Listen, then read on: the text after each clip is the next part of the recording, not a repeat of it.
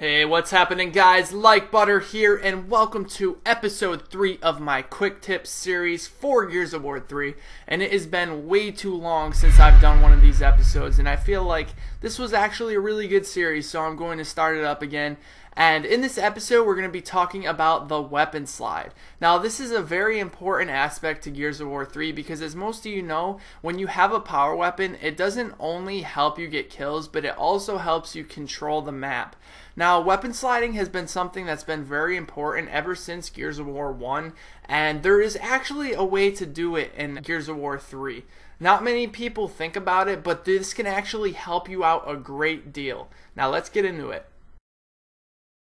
Now let's first look at this imaginary zone that I made around the weapon. As you can see, I'm not actually standing on top of the weapon, but it's still giving me the ability to pick it up. You can use this to your advantage because you can pick up weapons while you're behind cover so that you don't get lancered down.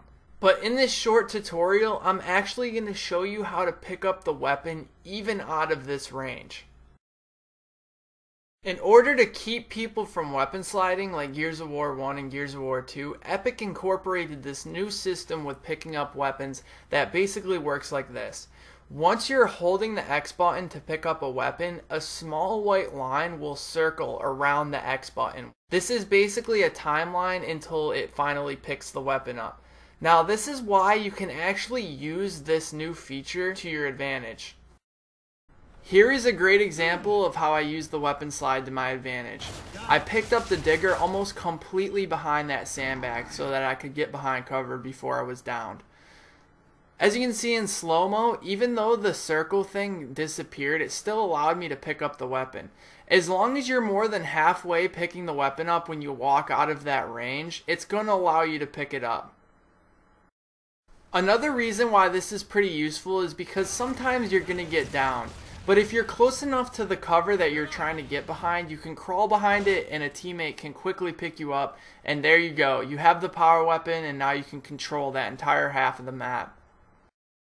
Another version of weapon sliding is actually the wall slide. Now this has been around since Gears of War 1 as well, but you can sometimes actually pick up weapons while you're on the wall. This makes it for if someone's actually shooting you, you only pop up for a split second and it's very unexpected.